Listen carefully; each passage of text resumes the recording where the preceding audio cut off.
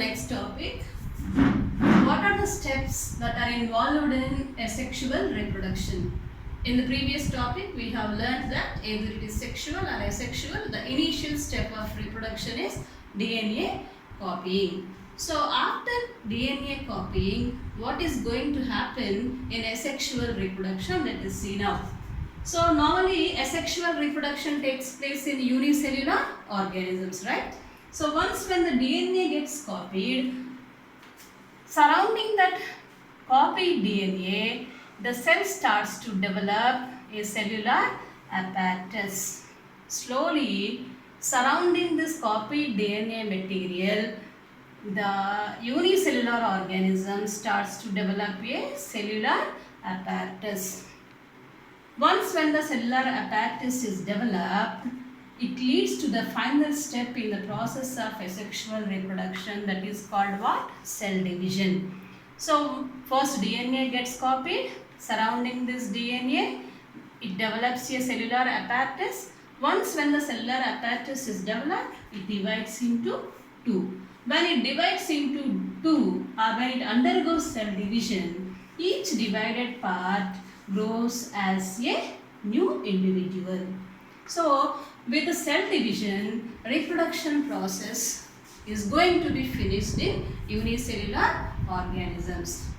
Any doubts in it? So there are three important steps present in asexual reproduction. First one is DNA copying. Second one is development of cellular apparatus. And the third one is cell division. But it is not exactly same in sexual reproduction. As I have already told you, sexual reproduction takes place mostly and highly developed complex organisms like plants and animals whose bodies are made up of more than trillion cells. Understood? So within three steps, reproduction is not going to be finished in sexual reproduction. So what are the steps involved in sexual reproduction? Let us see now. Steps of sexual reproduction. First and foremost step is as usual DNA copying leads to development of cellular apparatus. That means a DNA is copied and surrounding that DNA copy it develops a cell, and this cell leads to what?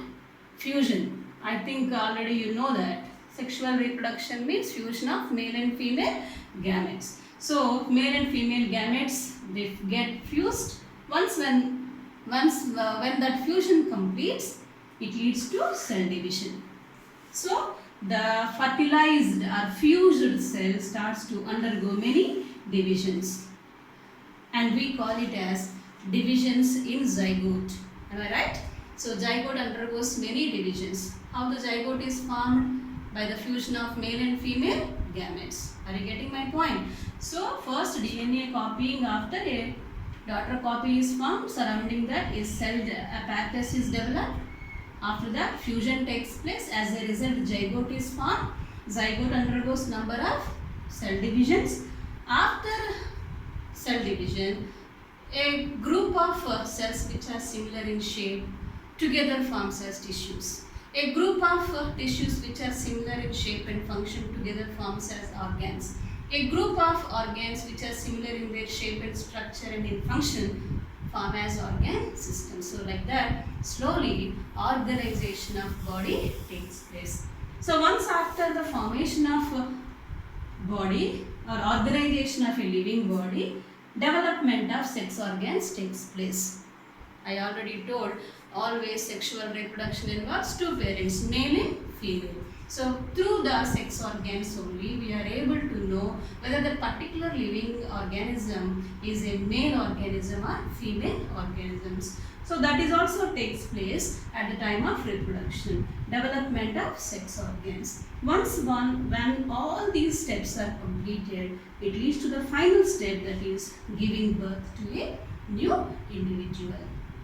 Are you getting my point? So there are number of steps involved in the process of sexual reproduction. I repeat, the first one is DNA copy.